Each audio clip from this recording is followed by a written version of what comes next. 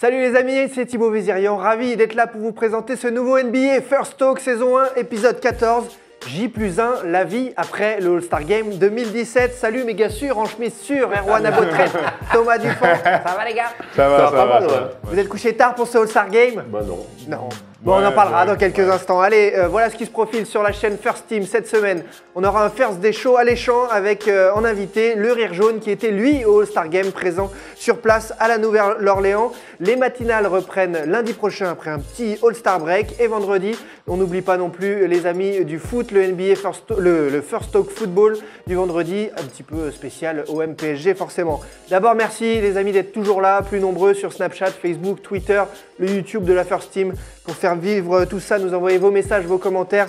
On n'hésite pas à en diffuser. Et alors, à tout de suite sur les réseaux sociaux. Au sommaire aujourd'hui, le trade du jour de Marcus Cousins. Il était à la Nouvelle-Orléans pour le All-Star Game. Il va y rester quelques mois. Il a été transféré. Et a-t-on assisté au pire All-Star Weekend de ces dernières années ou le pire de l'histoire? On essaye d'y répondre dans quelques minutes. C'est parti pour les news. Bryant on the move with the jumper. He got it! Le pivot des Kings de Marcus Cousins envoyé à la Nouvelle-Orléans chez les Pelicans avec Anthony Davis. C'est le trade de l'année en NBA. Alors, on précise, il a été envoyé avec Caspi Emery, l'ami Emery Caspi, contre Galloway, Tyreke Evans, Buddy Hield, premier et deuxième tour de draft 2017. Voilà le transfert alléchant du jour, le transfert un peu surprenant également. La réaction en direct pendant le All-Star Game de DeMarcus Cousins, on l'a en image. All-Star questions first, please. Yeah. All-Star game questions. What other questions we got? Hey, DeMarcus, can you kind of sum up your All-Star experience and? Oh, really? Can you? That's whatever. Can you sum up your All-Star experience? What it was like for all the great players? It was amazing, man. I enjoyed the city of New Orleans. You know, I love it here in New Orleans. C'est vraiment un petit con. C'est un petit con. Il vient d'apprendre la nouvelle donc par son agent et il se met à kiffer la Nouvelle-Orléans. L'insolence. Non mais c'est vrai que c'est une image super forte parce qu'on a rarement quand même les l'annonce en direct. Ouais, l'annonce en direct. C'est de la comédie. Non, je crois que c'est vraiment direct. Il l'apprend. D'ailleurs, on voit sa tête. On voit sa tête. Par contre. Personne n'est au courant. Parce que je pense que ça doit être le tout premier à le savoir. Son agent lui dit, le deal est fait. Lui, il est là, il se dit, mais attends. C'est un truc de ouf. J'adore la ville, j'ai hâte d'y rester. Oh là là, la com est extraordinaire. Mais c'est ça qu'on aime dans le sport aussi, ces moments un peu imprévus. Bon alors, grosse affaire pour la Nouvelle-Orléans ou pas grosse affaire? Qu'est-ce qui s'est passé? Gros pari? Énorme pari. Ils ont bien raison de le faire, on va pas se mentir. On avait fait un débat en début de saison, on se disait, est-ce qu'Anthony Davis doit demander son transfert? On avait dit, moi j'avais dit oui, parce que cette équipe-là n'avait pas d'ambition. On pensait que le GM dormait. Eh ben non, il ne dorme pas tant que ça.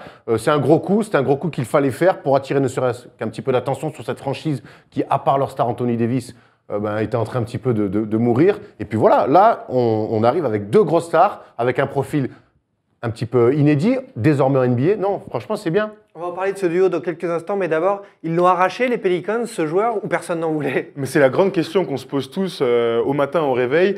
Hier, ce qui est dingue, c'est qu'il y a eu beaucoup de... Voilà, pendant le All-Star Game, ce qui était intéressant de savoir, c'est si DeMarcus Cousins allait bouger. Il n'a joué que 2 minutes pendant le All-Star Game parce qu'il savait qu'il était en instance de départ. Derrière, nous, on est là à se dire, mais ce gars-là, superstar, on le sait tous, le meilleur poste 5 de la Ligue, bah, personne n'en veut. Personne n'en veut. Alors Erwan, je sais que tu l'adores, moi tu sais que je le décris souvent. Ce mec-là a des stats, ce gars-là a du talent, ce gars-là ne fait pas gagner son équipe. Et enfin, il a réussi à se faire évacuer. Clairement, ils ont réussi. Et j'ai l'impression que personne n'en voulait. Pourquoi il ne va pas à Boston, par exemple? C'est l'endroit où on voulait qu'il atterrisse. Moi, je le voyais bien aller là-bas. Ils avaient des assets en échange. Et pourquoi il n'y va pas? Alors, qu'il atterrisse aux Pelicans, c'est un super coup pour les Pelicans. Mais c'est vrai que la question, quand on a appris ce trade, c'est...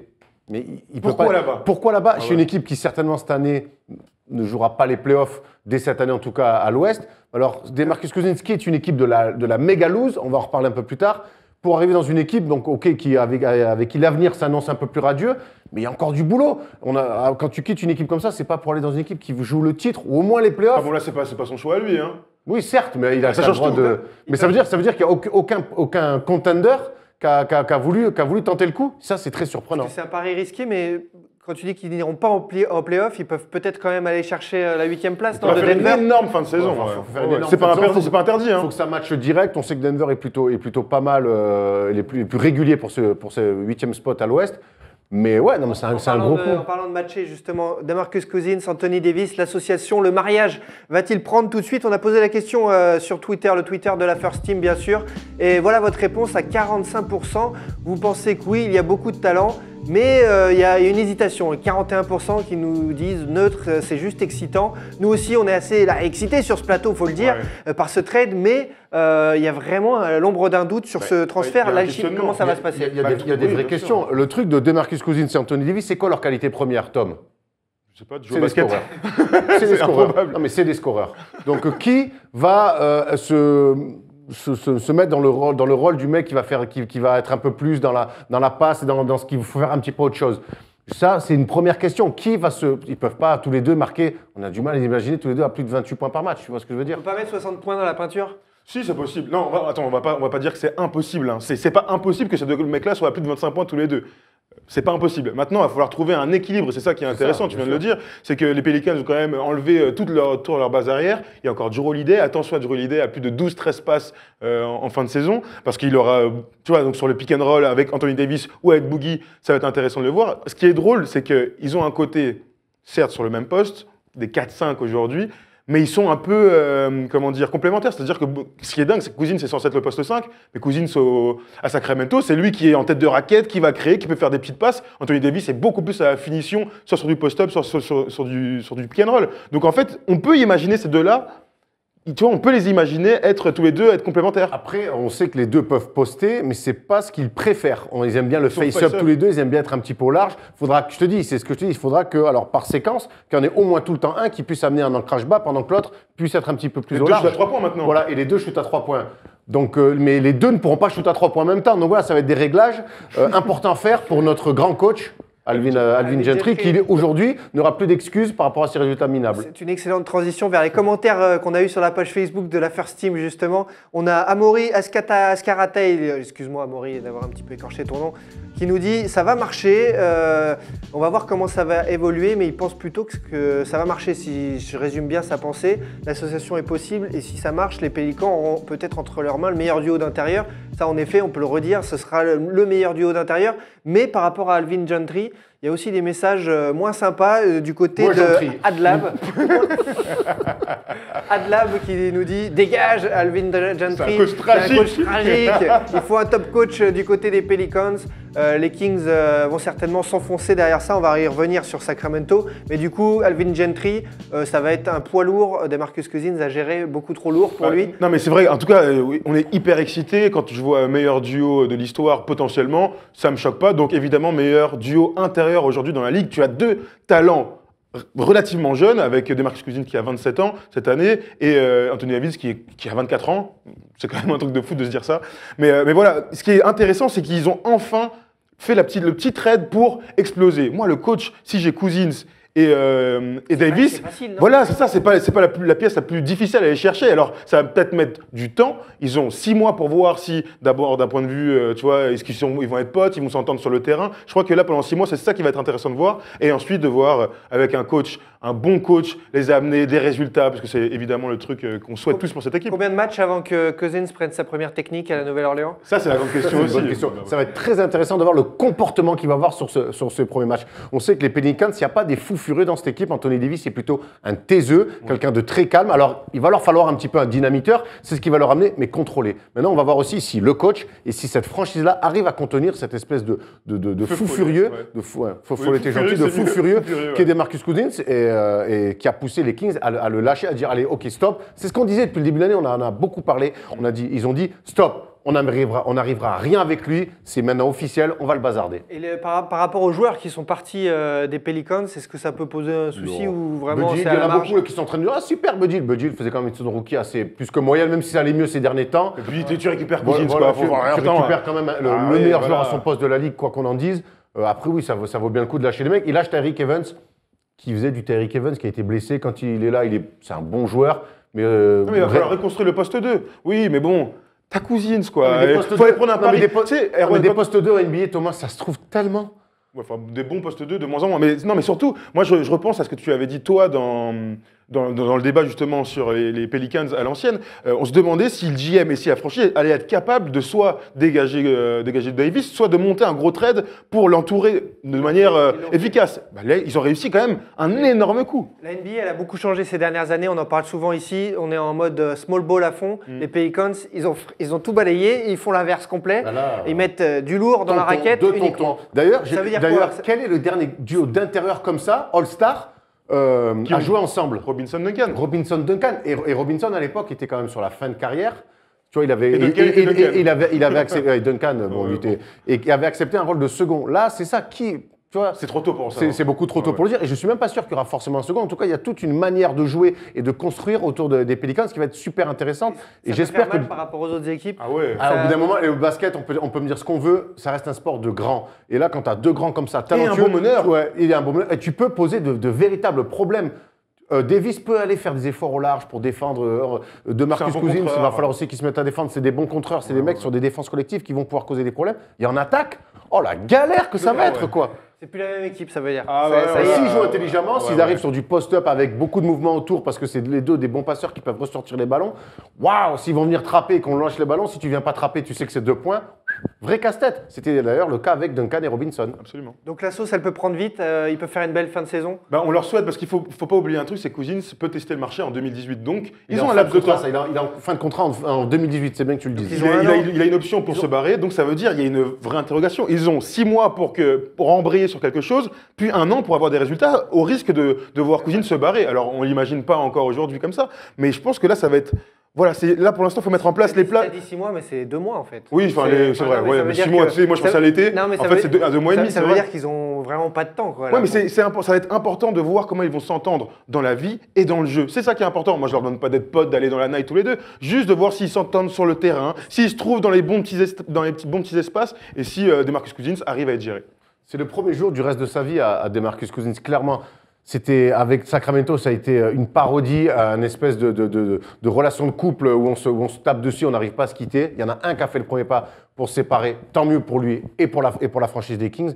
Maintenant, si ce duo a le malheur de marcher un petit peu dès le début, attention les perspectives d'avenir. C'est des gens qui peuvent après ensuite marcher vraiment sur la ligue et ça peut être bien aussi si on les entoure bien à l'extérieur de voir ce qu'ils peuvent pour contrer les Warriors avec un basket différent. On n'y est pas encore. On n'y est pas encore, Mais c'est intéressant. Tu vois, dans les Ah ouais. perspectives, il faut se projeter là-dessus. Et en parlant de perspective, vous y croyez une courbe à la Dwight Howard ou Roy Hibbert et tout d'un coup transfert et derrière ça plonge. Je leur Non, souhaite pas à ce beaucoup point-là. plus talentueux que Roy Hibbert. Puis quand plus même. jeune, Ouais, plus jeune. ouais, plus jeune. non, mais sans comparer les talents, mais par rapport à un transfert, un échec et derrière ça c'est des plonge. très forts joueurs. C'est C'est Team USA les deux. C'est là aussi où on va voir la capacité un petit peu de se réinventer pour DeMarcus Cousins. Il avait besoin l'attends d'un au nouveau, tournant, je peux le il dire, avait hein. besoin d'un nouveau challenge. Mais tout le monde l'attend. On avait besoin d'un nouveau challenge. Voilà son nouveau challenge. DeMarcus, montre-nous que tu vaux mieux qu'un talentueux ingérable. Tu viens de dire se réinventer, il y a toute une franchise qui doit se réinventer, c'est celle des Sacramento Kings, avec son directeur, son vice-président des opérations basket, Vlad Divac, qui avait annoncé que non, DeMarcus Cousins ne partirait pas de Sacramento. À la Il ne com, faut- c'est bon, hein, Il quand ne faut même. pas croire les vice-présidents, ni les présidents, ni personne. Tous les gens cherchent du sportif, il faut jamais les croire. Ouais. Mais Exactement. il m'avait promis un appart à Sacramento pour les vacances d'été, donc je fais une croix dessus. Ah, oh, non, Je vais arriver, je vais avoir une place de camping avec.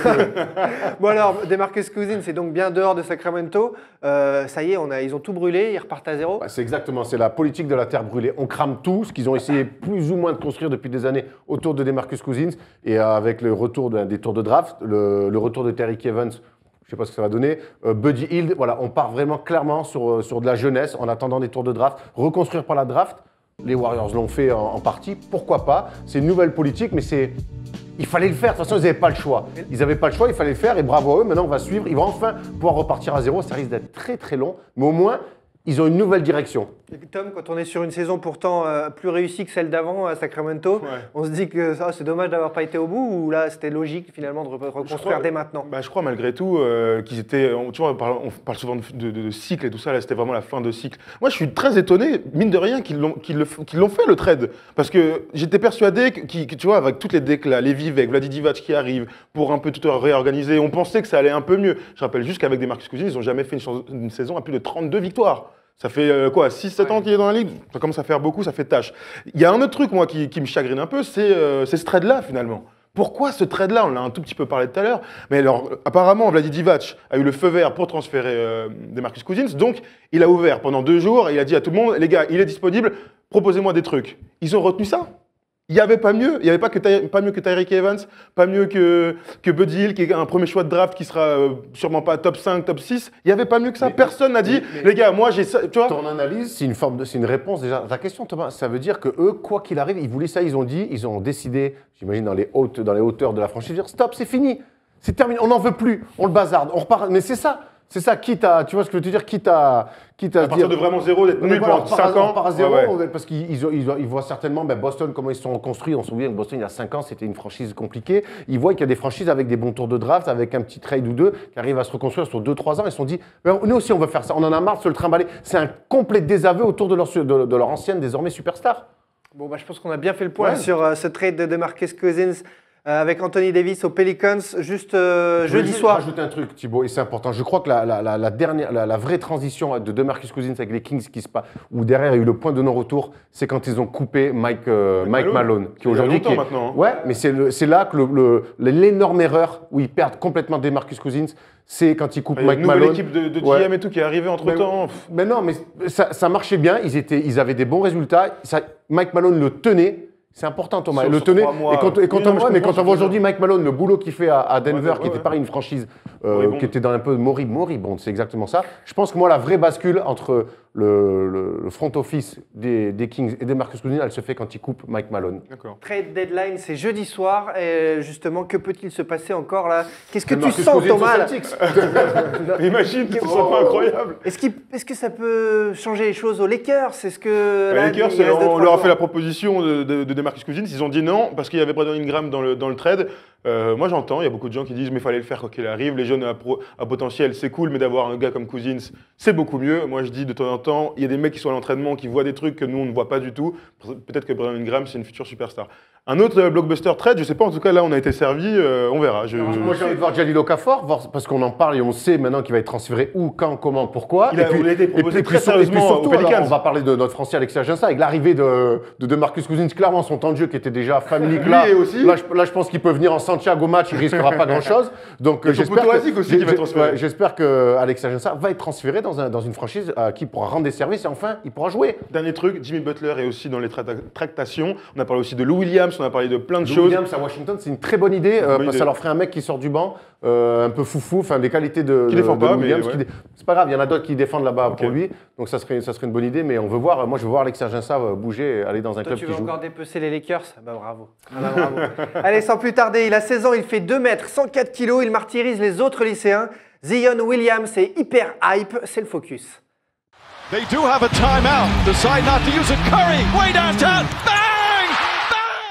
Zion Williamson, c'est le nouveau nom à la mode sur les réseaux sociaux. Le gamin de 16 ans, la nouvelle terreur des lycées. Il ne pourra arriver qu'en 2018, mais pourtant on ne parle que de lui, de ses dunks, comme ceux-là, celui-ci, celui-là, celui-ci, 360, dunk de folie. Enfin, c'est un fou furieux, un mammouth. Incroyable. Regardez le faire. C'est le même game. Mais il dégage une puissance pour un joueur de high school, c'est n'importe quoi. Regardez celui-là. Il a donc 16 ans, Zion Williamson. Qui est-il? D'où vient-il? Pourquoi une telle hype? On va tâcher d'y répondre.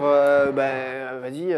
D'où vient-il? Alors, il vient de Caroline du Sud, dans un bled qui s'appelle. Attends, c'est très compliqué. Spartanburg. Ça me donne faim. Voilà, son high school, c'est Varsity Basketball. Et c'est un mec qui a des stats monstrueuses. Il est donc en dernière année. Plus de 36 points par match, plus de 3 passes seulement, plus de 13 rebonds. Plus de combien? Plus de 36 points par match? Ouais. Ah, d'accord. 36,4, plus de 13 rebonds, 3 interceptions et 2,5 contre. C'est un mutant physique et quand on se penche un petit peu sur ces matchs, quand on arrive à avoir des bouts de match de 10-12 minutes, on voit quand même qu'il joue face à des enfants qui sont sous-dimensionnés physiquement. Donc, lui, c'est déjà un adulte. Voilà, et lui, c'est un adulte. Et donc, il impose un impact physique et un rythme que des enfants pas encore formés ne peuvent pas suivre. Il dégage une puissance déjà de joueur NBA. C'est assez incroyable. C'est ça, parce qu'on dit qu'il est formé très tôt et tout. Il pourrait venir avec nous, je pense qu'il nous casserait la gueule parce qu'au bout d'un moment, non seulement. Non, mais non, non, mais. J'espère pour lui, honnêtement. Non, mais ce que je veux Parce dire. que s'il rêve de nier et que j'arrive à l'accrocher à un contre un aujourd'hui, je pense qu'il a du souci à se faire notre Non, bonheur. mais ce que je veux dire, c'est qu'il n'est pas seulement en avance, c'est que c'est un mutant, même s'il avait 26 ans, ce serait incroyable. Moi, je connais peu de joueurs qui, à 26 ans, au top de leur forme physique, mettent des 3-6 en contre-attaque dans les matchs, malgré des enfants en face. C'est un athlète incroyable. D'ailleurs, ces dunks, on aurait bien aimé en voir certains samedi soir au concours de dunk. On y reviendra. Ouais, c'est clair. On y reviendra aussi. physique. Non, mais alors après, quand on regarde les scores, il y a quand même des écarts incroyables. On l'avait déjà dit avec la Melo Ball, mais il faut savoir qu'en high school, il y a des écarts de niveau entre certains lycées qui sont assez énormes. Et là, ce matin, j'ai regardé un match de ce Zion Williamson et je crois qu'au bout de 3 ou 5 minutes de jeu, il y avait déjà 27-6.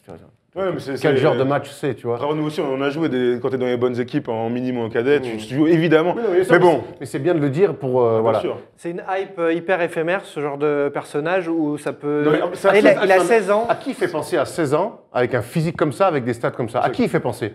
Je sais pas, vas-y. Ah, LeBron James. LeBron James, ouais. Non. Ah, LeBron James. Non, moi je. Bah, en tout cas, en avance physique comme ça, Ouais, quand tu mais- domines- Alors après, le problème, c'est que LeBron James ne jouait pas contre des petites facs kata comme ça. Il avait des vrais matchs. Mais, Non, moi il me fait pas penser à LeBron, je vais te dire pourquoi. Parce que mais LeBron, pas dans quand tu le style regardes de les jeu, matchs. Thomas. Je parle pas dans le style de jeu. Hein. Ouais, mais justement, c'est important qu'on parle du style de jeu, c'est que c'est un. D'accord, mais on peut en parler, mais là, je parlais Ok, pas de mais ça. attends. Non, parce Juste, qu'en fait, ce c'est que un tu dis, animal. C'est que là, je parlais pas de ça. Parce que t'as pas compris, je parlais pas de ça. Ah, ok, bon, en tout cas, non, ce mais parce que je veux que dire, le c'est style que de jeu, ça va LeBron- venir après, là, je non, mais je parlais parle pas du style de jeu. L'exemple LeBron, c'est un super exemple. Parce que c'est un mec qui a une hype pendant 3 ans et qui arrive à NBA et qui défonce tout le monde. Lui, le gros problème, LeBron, par exemple, c'était dans le jeu, tu voyais qu'il savait tout faire. Il jouait 4, mais il jouait meneur en même temps. Lui, pour l'instant, c'est un 3-4 qui fait peu de passes, qui domine sur son physique, point barre. Il y en a eu plein. Moi, je me souviens d'Amaris Stoudemire qui faisait des trucs incroyables sur un poste 5, il est surdimensionné. Andrew Wiggins, il y a 2 ans, il a mis. Dwight Howard, pareil. Donc, sur des postes de pivot. C'est différent. Donc, c'est pour ça qu'on en arrive à Andrew Wiggins. Andrew Wiggins, hype extraordinaire. À 16 ans, ce qui était normal, tu vois. C'est lui qui avait contré, je crois, qui avait contré LeBron sur un été. J'ai un trou de mémoire, bref.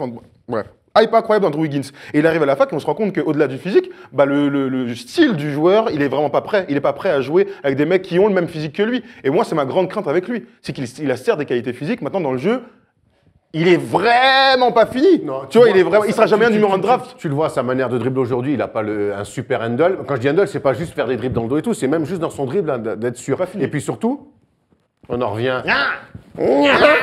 Ça bricasse sévère. Regarde, je les ai ces stats cette année à 3 points. 16 sur 63 à 3 points. Donc ça fait du 25%. 25%, on a vu les oppositions un petit peu dans les images qu'on a vues. Il n'y a pas une super opposition. Donc quand il prend des tirs, on imagine qu'il est wide open. Donc c'est qu'il enlève pas mal la peinture autour des cercles plutôt que faire brûler les filets. Et regarde, donc, comme, et ça, pareil, une fois, qu'est-ce qui va aussi faire que ce joueur-là, quand il va déjà arriver à la fac, eh ben, il va falloir qu'il confirme tout ça, c'est pouvoir se créer un tir, ce que pour l'instant il ne sait pas faire. Moi, j'ai pas vu dans toutes les highlights, et pourtant on a cherché. On s'arrête, il stoppe, boum, il met dedans. Et ça, au bout d'un moment, ça fait partie de la panoplie d'un basketteur complet. Et ça veut dire que maintenant, avec les réseaux sociaux, à 16 ans, on parle que de lui déjà. Oui, bien sûr.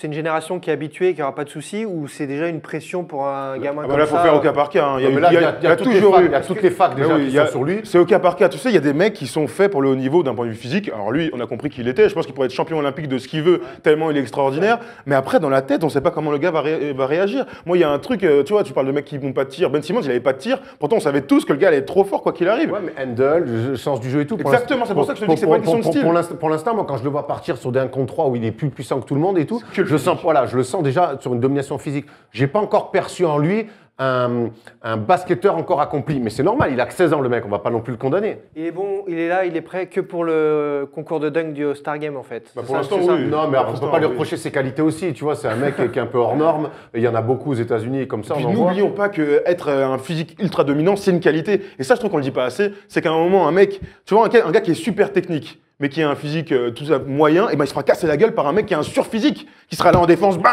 tu vois, il pourra pas marquer.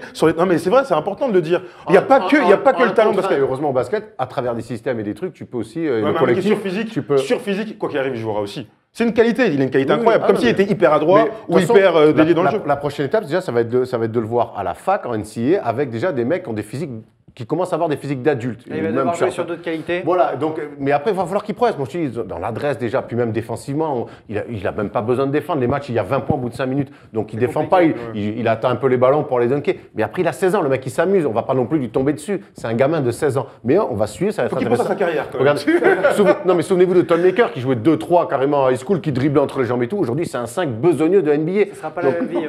Non, mais. Tu vois, non Non. Bon, en C'est attendant, pas un on 5 va voir. besogneux de NBA, Tom Maker Bah non, c'est pas un 5 besogneux de NBA. C'est un quoi alors? Bah s'il joue, c'est pour mettre des tirs, c'est un rookie.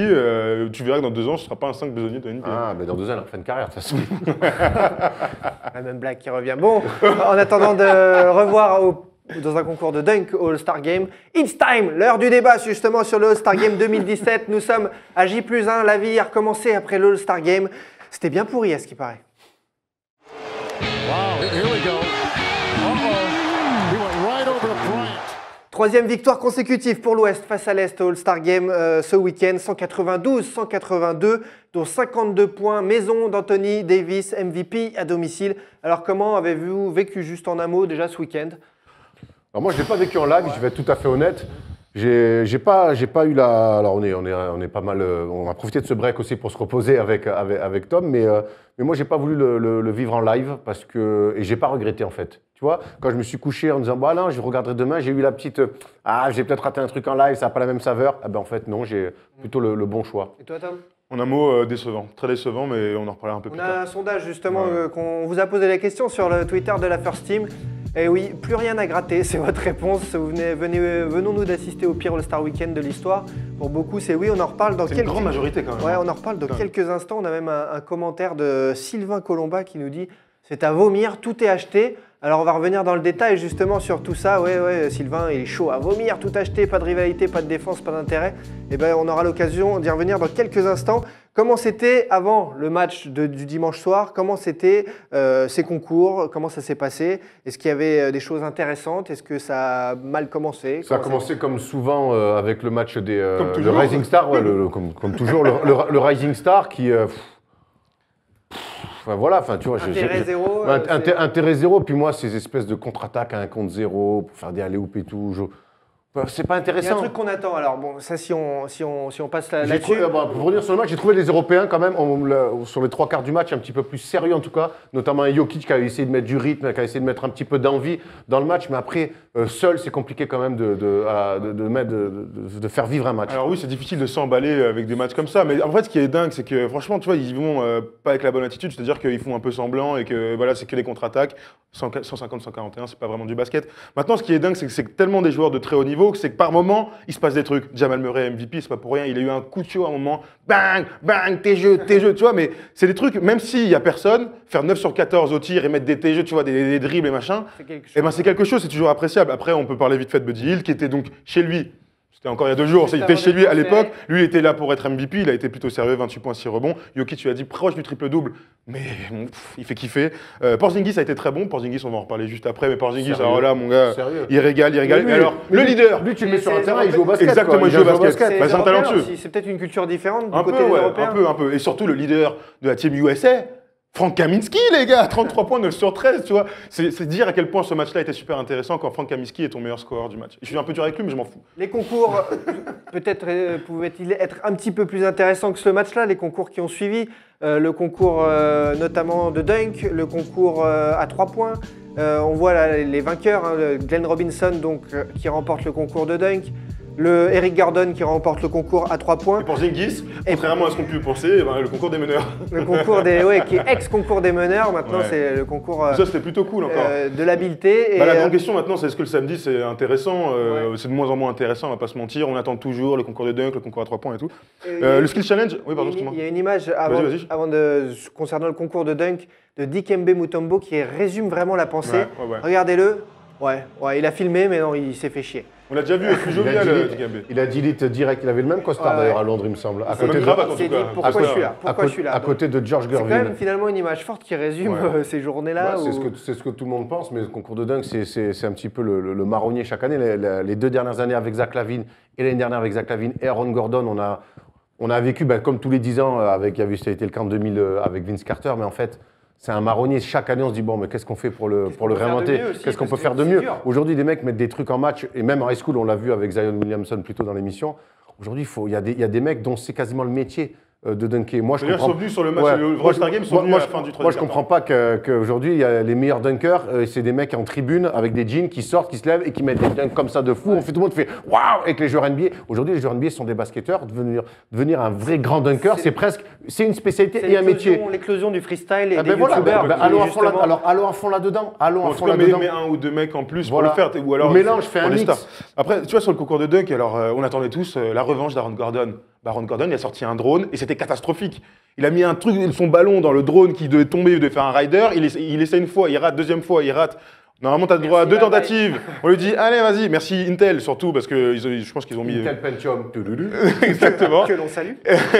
Troisième fois, il rate. Quatrième fois, il le fait. Oh, mec, c'est trop. C'est trop. Et malgré tout, ce qui est dommage, c'est que DeAndre Jordan, bon, il y a DJ Khaled, c'était naze, mais bon, pourquoi pas. Mais un dunk naze, c'est pas grave. Faites des soirées chez vous et faites-vous kiffer. Mais arrête de le mec, il a sauté par-dessus une table. Je pense qu'à fuiter à 17 ans, je le faisais, son dunk de merde là. Ouais, mais parce qu'il n'y avait pas DJ Khaled en snap. Je le faisais avec toi, tu filmais, ça marchait autant, gros. Bon, après, ce qui est dur, c'est notre pote Derrick Jones Jr., lui, par contre, qui a des vraies qualités physiques et de style. Je sais pas si vous avez remarqué, mais il avait quand même un short incroyablement court, avec des jambes incroyablement longues. Et lui, par contre, il a régalé à mettre des riders de ouf, hyper déliés main gauche, sauter au-dessus de 3-4 personnes. Mais il craque. Ça, c'était plutôt cool. Il craque, ouais, bah, ça fait partie du jeu. Il rate son dunk. Et lui, il n'a pas le droit de recommencer. Mais c'était peut-être lui le meilleur dunker de ce concours au final. J'ai l'impression, même si Glenn Robinson de Ford n'a pas démérité. Il a mis le même dunk qu'on voit tout le temps maintenant. On se souvient, il y a 2 ans, John Wall, quand il fait ça, la première fois, on a fait waouh! Maintenant, chaque année, on le voit. Alors, il déchire le dunk, hein.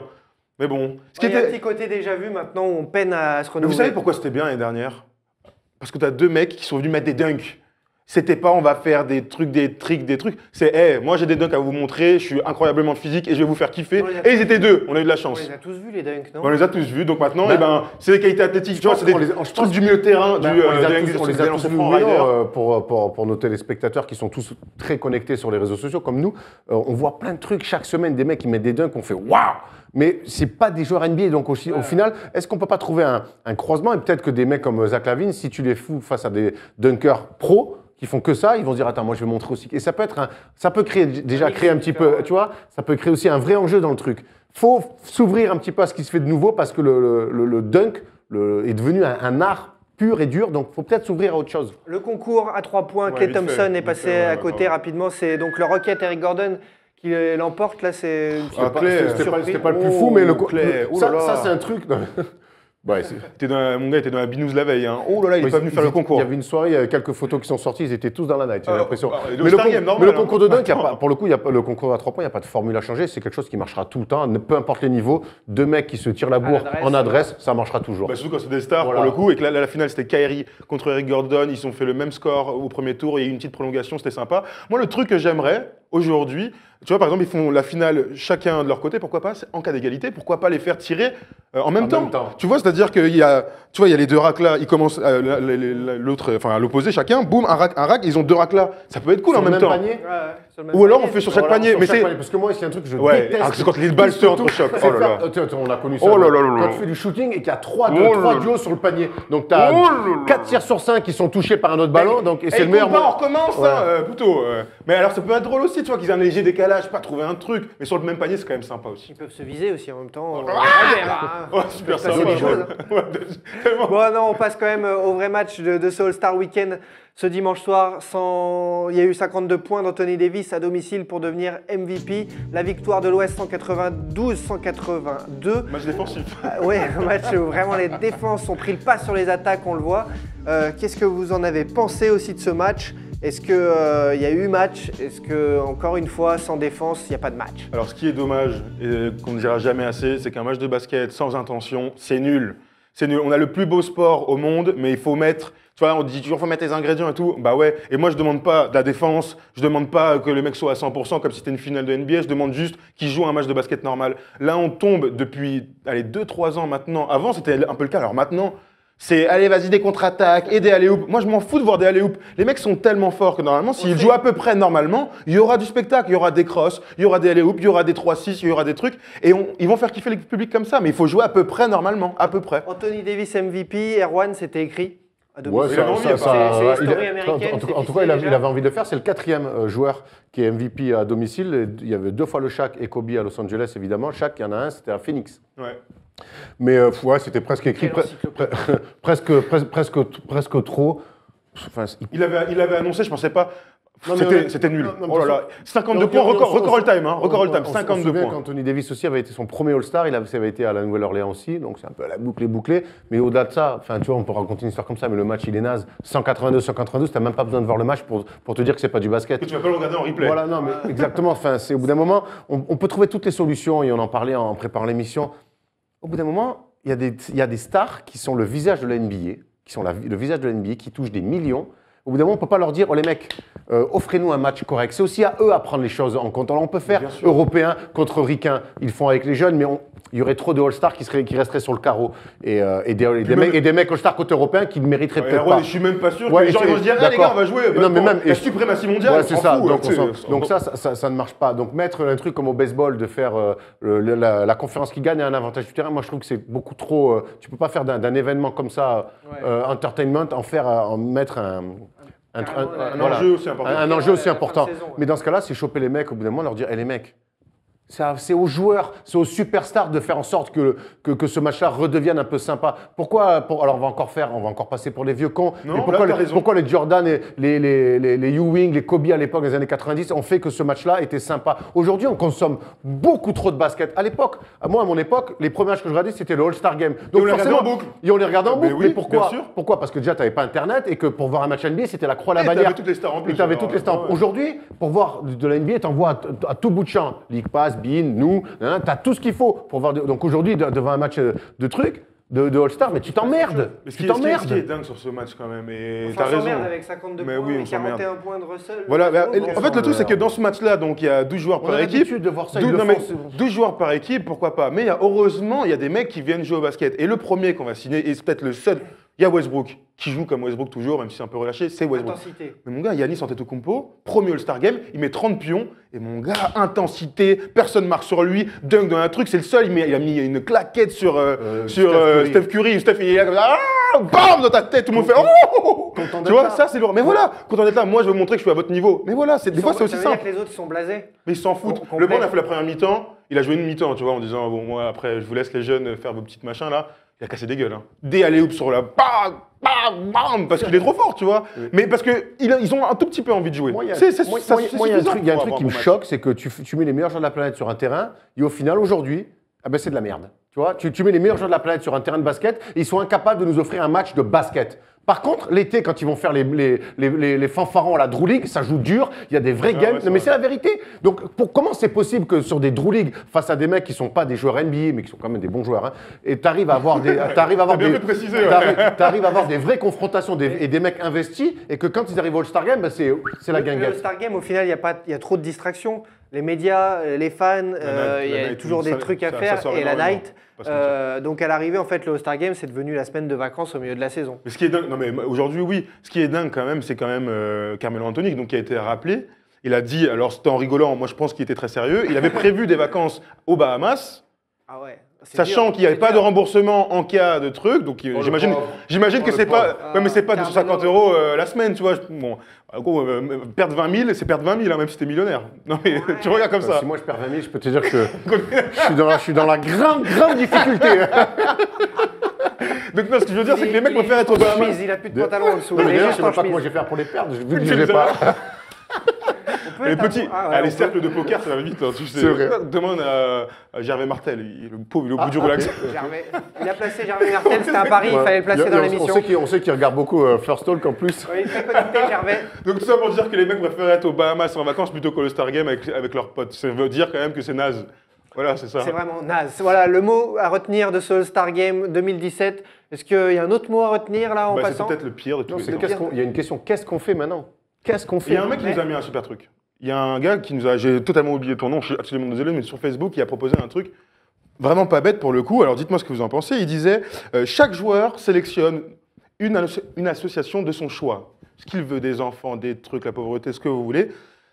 Et en fait, tous les points qu'il marque, tu as peut-être 5 000 $ qui est redistribué à cette association-là. Les mecs seraient obligés de jouer. Ils ne seraient pas obligés de défendre, ils ne seraient pas obligés de jouer le jeu, mais en tout cas, Enfin, je dis pas que ça relance, mais en tout cas, ce serait sympa. J'entends, c'est une très bonne idée sur le papier, ça fait mais le problème, c'est que un mec va mettre un contre et va dire ah putain, t'as passé marqué, donc tu prives là. On peut tomber dans des dérives après. Pourquoi pas faire sur les stats? Tu fais genre le compte, ça vaut 1000, pourquoi pas? Non, mais c'est l'idée. Non, mais j'entends et c'est plutôt une bonne idée. Moi, ce que je veux dire, c'est aux joueurs, aux superstars, à eux qui font le visage de la ligue, qui contrôlent cette ligue, c'est à eux de redonner. Et ça peut être un super challenge aussi. Déjà tous les jours, moi je peux les comprendre. On peut les comprendre. C'est un événement. Être All-Star, c'est quand même, c'est devenu. Et c'est pour ça aussi que quand on voit la gueule des matchs de All-Star Game, tu m'étonnes que tout le monde dise moi j'ai le niveau All-Star. Ah, mais moi, à 192-82, moi aussi j'ai le niveau All-Star. Je peux mettre un tir. C'est le même débat que les matchs amicaux. Les mecs qui jouent déjà tout le temps. Mais un match amical, personne ne les regarde. Tu vois ce que je veux dire ? En équipe de France, je crois bien que les matchs amicaux, ils ne jouent pas comme ça. Il n'y a pas 13 à 12 au foot. Non, mais c'est vrai qu'il n'y a pas 13 à 12. Non, mais c'est ça. C'est proportionnellement. Là, je suis désolé.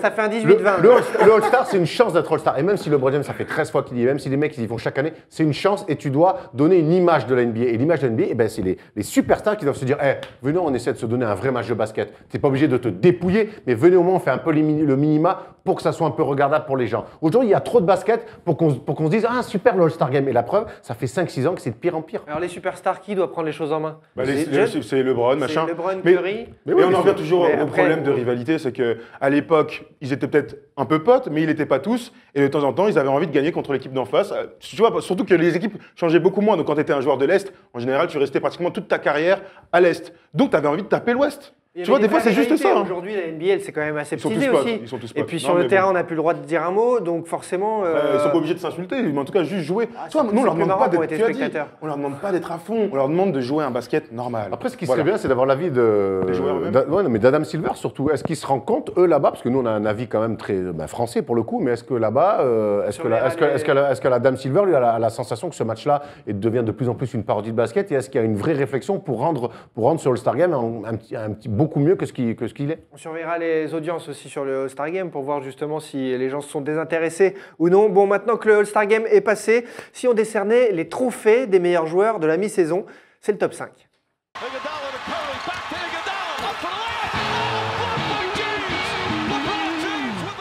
Le top 5 du jour, c'est donc la remise des trophées des meilleurs joueurs à mi-saison, puisque nous sommes à mi-saison. Le MVP, à l'unanimité des 3 votants, Russell Westbrook du Thunder. Alors, vous avez voté aussi sur Twitter. On va afficher votre résultat. Et, ça fait 4 alors ouais, ça fait. Non, ils sont plus de 4 à avoir voté, 2254. C'est bien, les gars. À nous suivre, continuez comme ça. Merci pour tous les messages et continuez à suivre comme ça l'actualité. 41% qui votent Westbrook, 38% Harden. On en parlait déjà dans ces émissions, c'est hyper serré entre les deux. Ça représente bien notre pensée, ça, quand même. Ça montre que. À noter, Isaiah Thomas, quand même, qui est devant LeBron James, c'est très bien pour lui. Moi, je suis plus fan d'Harden que de Westbrook, mais c'est vrai que. Mais au final, voilà, Harden, il est juste derrière Westbrook, mais l'autre, ce qu'il fait, c'est complètement surhumain. Et on s'était surtout dit depuis le départ, on s'est dit, s'il emmène OKC en playoff, ce qui risque d'être le cas, il doit être MVP. Et donc la logique. La question, tu sais, je me mais même sur le triple-double. Ah ouais, c'est ce que j'allais dire. Attends, la vraie question, c'est regarde, on voit ses stats. 31, 10,5, 10,1. Je vous pose une question simple. Admettons qu'il soit à 20 à la fin de la saison, un petit coup de mou et tout. Il finit à 28, 9,4, 9,7. Saison extraordinaire. Tu le mets quand même MVP. Bien sûr. Moi, je trouve que le triple-double, quand même, c'est marqué quelque chose. Non, mais bien sûr que c'est marqué quelque chose, mais il y a les stats et puis il y a l'aspect visuel. Et quand même, sur l'aspect visuel, ce qui dégage cette année, c'est énorme. Donc, c'est bien d'avoir les stats, mais c'est bien de voir aussi au-delà des stats. Et surtout pour un MVP qui est censé être valuable. Et puis surtout, il aura marqué de son empreinte toute la saison, hyper régulier. Après, c'est la même chose pour Harden, parce que moi, tu me parles d'impression visuelle. Moi, quitte à faire un truc sur impression visuelle, je dirais plutôt Harden pour le coup. Tu vois, c'est pour ça que je dis que le triple-double est très important, il faut qu'il le valide. Non, mais ce que fait James Harden, qui lui aussi n'est pas loin du triple-double, mais.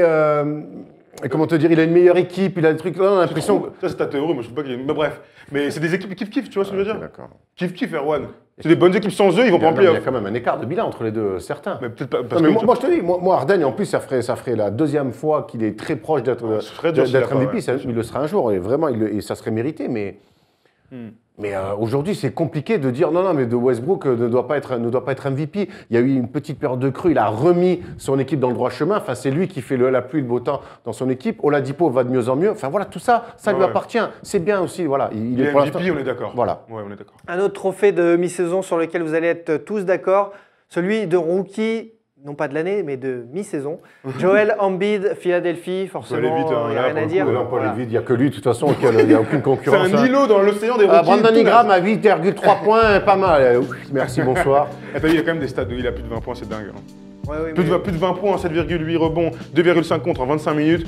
C'est quand même très très rare de voir des stats aussi importants dans une équipe qui était annoncée catastrophique et qui a quand même gagné pas mal de matchs cette saison. Et en Tout plus- petit bémol sur Joel Embiid, j'ai envie qu'il prenne un petit peu plus de rebonds, un peu plus concerné par la tâche. 7,8 en 25 minutes, c'est très peu, hein, Erwan. Hein. Et Tu Janus- vois ce que je veux dire? Il est capable, si tu es capable de 20 points en 25 minutes, tu dois être capable de prendre un petit peu plus de rebonds. Petit bémol. Est-ce qu'on a le droit d'être Ah, mais un petit peu sévère Ce que avec je veux notre dire, c'est ami, que, voilà. regarde, ça s'explique peut-être parce que il a des très hauts pourcentages.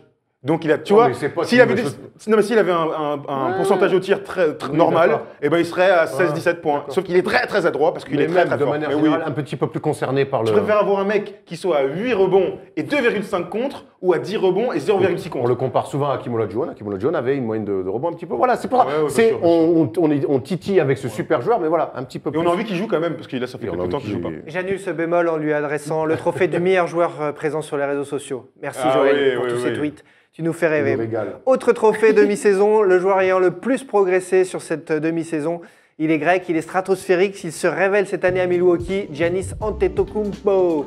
81%, il n'y a pas photo avec les autres, c'est un peu comme Joel Embiid, sauf qu'il y a plus à dire sur lui. Il est phénoménal.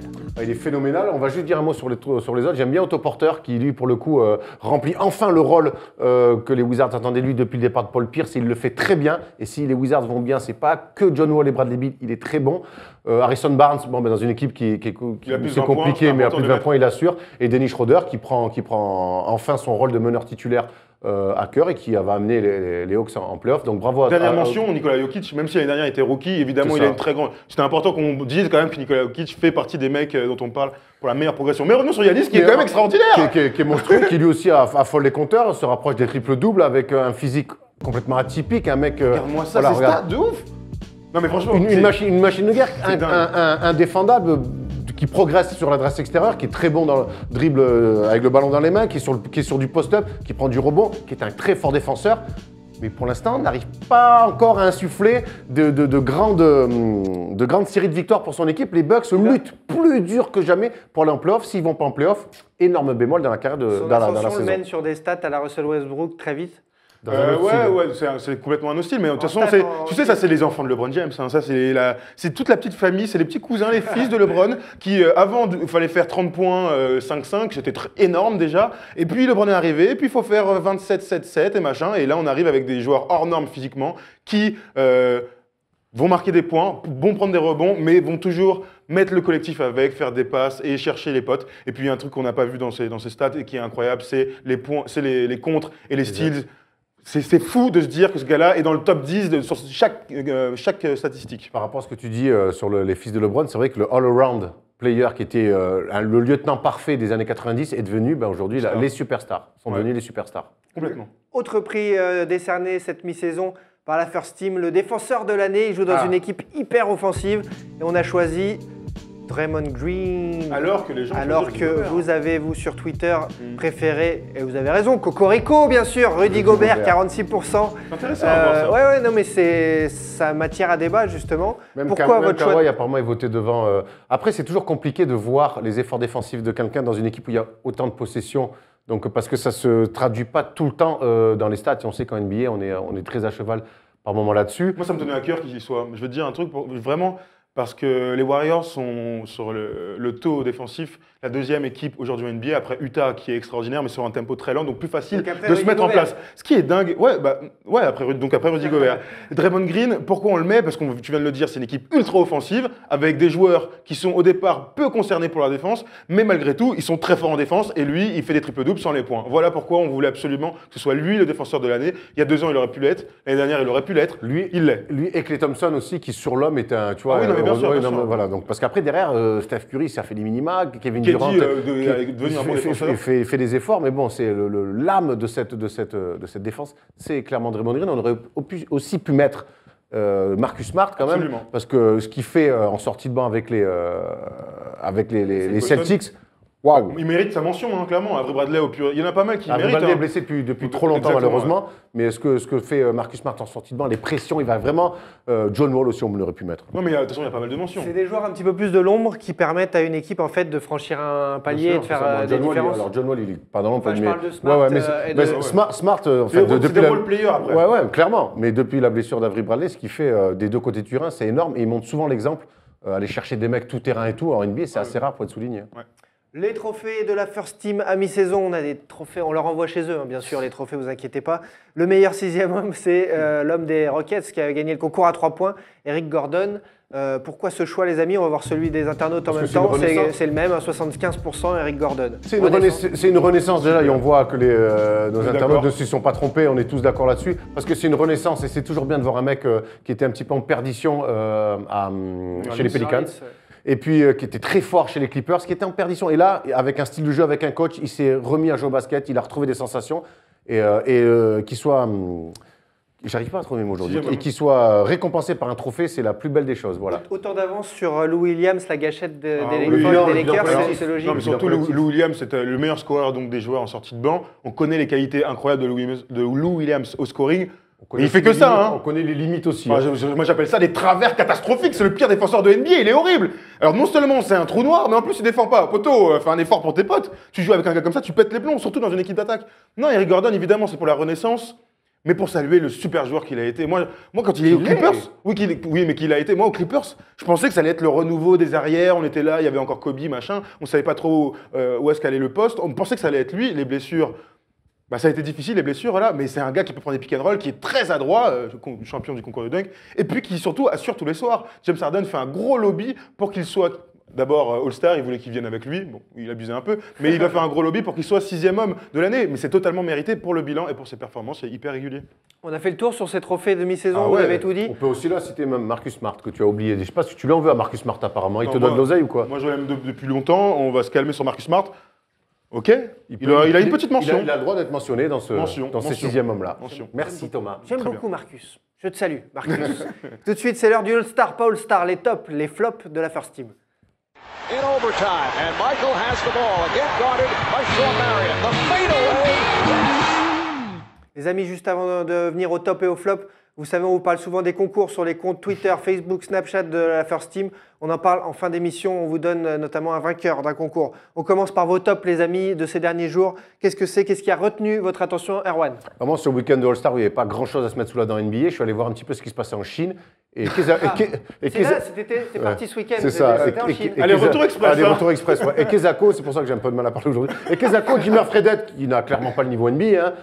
Toi, tu parles de trou noir qui prend des trucs. 73 points, notre ami, le coéquipier de Gershon Yabusele, se fait bien plaisir en Chine. Il a claqué un bien vilain 73 points en Chine. Il est d'ailleurs largement meilleur scoreur de ce championnat. Assez improbable Ça d'ailleurs. n'a plus de valeur. Là. Ça a plus de valeur. Ah ouais. 73 points, si, ça a de la valeur. Hein. C'est censé être un championnat professionnel. Tu vois, c'est ça qui est C'est un dingue. championnat professionnel Oui, avec, oui, non, mais je dis, ouais, mais avec bon, de la caillasse. Tu donc. t'imagines en pro, un mec qui met plus de 50 points déjà, t'as l'impression que, waouh, alors 73 puntos. Mais il refait un petit peu ce qu'il faisait à la fac, quoi. Il joue tout seul, par contre, c'est vraiment un. Tout seul. C'est un Montée de gra- balle arrêtée à 9 mètres. Bah c'est un grailleur de fou, mais bon. Ça y graille. Hein. Il a une Ouh, la qualité vache. pour marquer avec 2-3 filoches quand même. Hein. Clairement. Bon, Jimmy. Ouais, moi, mon top cette semaine, c'est le possible départ de Wilson Chandler. OKC et Clippers sont intéressés et c'est deux destinations qui, moi, m'excitent parfaitement. Il fait une très bonne saison, pas de blessure pour une fois, 15 points, 6 rebonds, un bon pourcentage de 45%. Pourquoi Denver s'en priverait? C'est une bonne question. Je pense qu'il a envie de se barrer, moi. Je pense qu'il a envie de se barrer. Il a envie d'être dans une équipe. Quand je vois OKC et Clippers, ce serait une évolution pour les deux trucs. Il y a Gallinari aussi sur le poste, En plus. il a peut-être envie d'avoir des responsabilités. On sait que les Clippers cherchent un poste 3 depuis des années. Ils avaient récupéré Paul Pierce, mais en fauteuil roulant, donc c'est un peu compliqué. Luc Mbamute est un défenseur honorable, mais c'est quand même pas non plus la sécurité sociale. Bref, il faut Donc quelqu'un. voilà, donc là, je Ouais, pense ouais. que Wilson Chandler, ça fait longtemps qu'on le dit nous, pour les Clippers, ça serait un très bon coup. Et pour OKC, pourquoi pas aussi. Bah, les deux aussi, ce sera un très bon coup. De toute façon, il faut bien remplacer KD. Et un mec comme ça, pas blessé, qui a toujours eu un super niveau, hein, ce serait cool. C'est autre Du bon chose défenseur. c'est autre chose que Robertson, hein, Wilson Chandler. Hein. Après, ils peuvent faire la paire. C'est surtout aussi jeune que Kyle Singler, poteau. Tu vois Aussi, non, mais d'accord. Et puis près de Denver, dans le Colorado, il y a South Park, c'est toujours la merde. Bah, exactement. Voilà. Bon, allez, on passe aux flops, justement. Vos flops de ces derniers jours, c'est quoi, Erwan? Mon flop, moi, c'est LeBron James qui dit qu'il n'y a pas encore de rivalité avec Steph Curry. Mais qu'est-ce qu'il te faut, mon gars? Déjà, cette année, il y a eu des matchs de Noël assez incroyables, qu'on fait beaucoup parler. Il y a eu 2 finales, une gagnée, une perdue. Bah, mon gars, qu'est-ce que tu veux de plus? C'est ça une rivalité. Le contraire, elle est une amende aussi. Non, alors mais- on peut plus rien dire. Non mais, enfin, je comprends pas qu'est-ce qu'il te faut de plus. Il a toujours un peu, il a toujours coupé court à ces trucs du style non mais moi j'ai pas de rivalité. Arrête, ça fait partie du jeu la rivalité. C'est ce qu'on veut. Rivalité, ça veut pas dire on va se taper, on va s'insulter. C'est on peut, enfin je Il comprends aime pas tout trop. le monde. Bisounours, LeBron James. Un peu. C'est vrai qu'il a un peu ce côté-là. Le pas All-Star de Thomas. Et ben moi, le flop. c'est mon flop. Je sais pas si c'est vraiment un flop, mais en tout cas, c'est un truc dont on n'a pas parlé. C'est Russell Westbrook et Kevin Durant qui se sont retrouvés dans la même équipe et qui sont évités de manière, tu vois, de manière toute frivolité comme ça. Il y a l'autre qui dit ah bonjour, Dex. Oup il passe comme ça. Ah ouais. Tu sais, tu croises ton ex en trois soirée, voilà, terminé. tu la vois, tu fais que de la regarder comme ça, t'es au bout du relax, tu clignes des yeux, tu saignes du nez, mais tu vas jamais lui dire bonjour. C'est exactement le Mais même ça, c'est truc. ta vision ou c'est ce qui s'est passé? Ah bah c'est moi, attends, quand je vois leur tête, crois-moi, j'ai l'impression, ou alors ils sont mis dans un truc, ils ont dit, Russ, vas-y, viens, on discute, poteau, nan. Mais j'ai du mal à y croire, surtout que quand, pendant le All-Star Game, super alley-oop, super passe de KD pour Russell Westbrook, après, ouais, merci gros, ouais. Tu vois, ils ont pas l'air d'être super jovial non plus. Et Arden, il filmait? Bah, Harden, il s'est régalé par contre, lui, à suivre tout sais ça. que- Et les journalistes ont posé la question à Trois KD. Alors, super alley-oop entre vous deux. Ouais, c'est un super joueur. De toute façon, il était ouvert, j'ai lancé la balle, ça fait partie du basket. Ok, moi je te dis qu'il y a vraiment un malaise. Mais tu sais que le la vrai mère, malaise. la mère de entre eux. Westbrook et la mère de Kevin Durant ont pris une photo ensemble et on sous-titrait Sister for Life. Donc les mères montrent Se l'exemple, bossent, ouais. mais les fils, Bravo, maman. mais les enfants ne suivent pas le pas. Clairement. Bon, avant de poursuivre et terminer l'émission, je voulais vous montrer une petite image quand même. Un joueur qui est un pire chambreur qu'Arwan. Oui, on l'a trouvé. Ah Il ouais, s'appelle lui, là. Tishon Johnson, il a 17 ans, c'est une star sur Instagram. Ouais, ouais, t'as jamais fait ça. 736 J'ai jamais 000, fait ça, heureusement que j'ai jamais fait ça. 736 000 abonnés sur Instagram. Mais là, C'est un je crois qu'il danseur. met une technique ou un truc comme Et, ça. et voilà, et justement, mais et justement, quand on fait trop ça, Qu'est-ce et que ben, c'est l'arbitre que il ça siffle et Mais faute qu'est-ce que- technique. Mais qu'est-ce que c'est que ça Bah, c'est pour ambiancer ses followers Mais sur t'ambiances- Instagram. t'ambiances en personne. fait. Il y a un truc qui s'appelle le hip-hop. Tu vas voir un prof de hip-hop, tu danses du hip-hop. Break Non, mais dance, c'est break Ou grave, du breakdance. c'est le drame aujourd'hui des réseaux sociaux parce qu'au final il fait ça juste pour quoi? Pour poster ça sur son Instagram où il a plus de 730 000 abonnés. C'est énorme quand Et à même. l'arrivée, ouais, 736 000 abonnés, Tishon Ah, il a fait Johnson. ça Ben, moi, je vais Et- faire ça aussi. Non, mais je sais pas s'il a fait ça Moi, je suis à exprès 2000 pour abonnés. ça, mais à l'arrivée, du coup, ça lui fait du like et tout, et c'est le problème de Poto, tout ça. moi, il y a un gars qui me fait ça, même s'il est dans ma street et tout. Non, mais non, t'es pas obligé de te Ah, battre. pardon. Mon gars, avant-bras dans les côtes. Allez, vas-y maintenant, vas-y. Lui, Parce que là, gros, c'est un truc de lui ouf. mérite un backpick, je peux te dire, il mérite un backpick bien Est-ce énervé que t'as déjà raconté d'un- l'histoire ouais. d'un 15. Il mérite un backpick d'un 15. Et je Avec peux te des dire mains que- de boucher. je peux te dire que derrière ça, ces petits trucs de comme ça, il va plus les faire. Hein. Est-ce qu'on a déjà raconté l'histoire où il y avait un gars qui était bon en face et tu lui as mis le plus gros écran de tous les temps? S'il te plaît, viens, on raconte ça 30 secondes. Franchement, ça me régale. Vas-y, Armand, s'il te plaît. C'est pas parce qu'il était bon. Une fois, on joue avec Thomas, d'ailleurs, on joue, et il y a un petit meneur en face qui était bon, qui met quelques paniers et tout, mais on gagne le match plutôt facilement. Mais lui fait un bon match. Et il joue à Nanterre, le petit. Et il insulte, surtout. Il a, Ah ouais, et il a- tellement. et il a insulté, toi, Sid et tout. Il C'était dans le jeu, après. Ah, il est dans le jeu, mais il insultait les mères, tout ça, nana. Il faisait un peu le show. Et Sid, il me dit, une fois, j'en ai marre et tout, il fait qu'insulter, nana. Et donc, changement, Moi, je et défends. Thomas rentre. Non, Thomas rentre. Et C'est dernière vrai, action, on est à plus 20 et tout. Et on avait un système où moi, à l'époque, je jouais 4. Donc, il y avait 2 pick and roll en tête de raquette. Et je dis, annonce ça, Tom, et viens de mon côté. Lui, il comprend pas. Il croyait que je voulais piquer, flairer pour Et shooter. personne n'est au courant. Et C'est-à-dire personne que là, n'est au c'est courant. entre nous, tu vois. Donc, Thomas, il prend l'écran de mon côté. Il vient jouer le pick and roll de mon côté. Et là, mon pauvre. Sans les lumières, éteignez les lumières, baissez les rideaux, c'est terminé. Désossage complet. Et tout le monde vraiment fait pourquoi tu fais ça? Je fais mais demande-lui, il insulte tout le monde et tout. Et même le mec à la fin, il a dit non, mais j'ai insulté, c'est vrai. Nana. Et moi, le coach me sort, qu'est-ce que tu fais? Je fais non, mais t'inquiète pas. Et Sid et lui, ils étaient contents. Parce que. Moi, je me suis régalé, moi. Ah, gros, il insulte tout le match, t'es à moins 20, au bout d'un moment, tu te fais désosser. Non, Voilà. mais attends, il a pris anti-sportif et tout. Genre, le gars, il est tombé par terre au bout du J'avais relax. oublié, j'avais oublié Moi, cette j'étais histoire. pété de rire. Je me dis, mais c'est un malade. de fou. Après, il n'y a rien C'est dans au le jeu. visage. Il Ah n'y a non, rien au non. visage. C'est un écran mobile Appuyé. bien appuyé. Après, il n'y a pas rien au visage. C'est juste un Oui, gros oui. écran mobile appuyé. Ouais, ouais, Merci. Un bon. Merci pour cette histoire fantastique. On espère que ce sera aussi son et lumière lors de toute la semaine sur la chaîne de la First Team. On n'oublie pas jeudi le First Day Show. L'invité, ce sera l'Urire Jaune qui était présent au All-Star Game, au All-Star Weekend à la Nouvelle-Orléans. Il vous racontera tout ça jeudi dans l'émission avec Watts et Stephen Brun, bien sûr. Les matinales reviennent lundi. Ça, c'est OK. Qu'est-ce qu'on peut dire de concours. Oui, ben voilà. L'heure C'est du ça que tu voulais concours. dire, L'heure non du gagnant du concours. Le grand bien sûr. gagnant du concours du maillot de James Harden 2018, il est là, le maillot, a le été maillot, choisi. le Ça a maillot. été la loterie. Le Donc c'est sur maillot, Facebook. je te dis. En fait, Très, on très nous l'a joli. volé, ça sera tu as gagné un t-shirt Zara.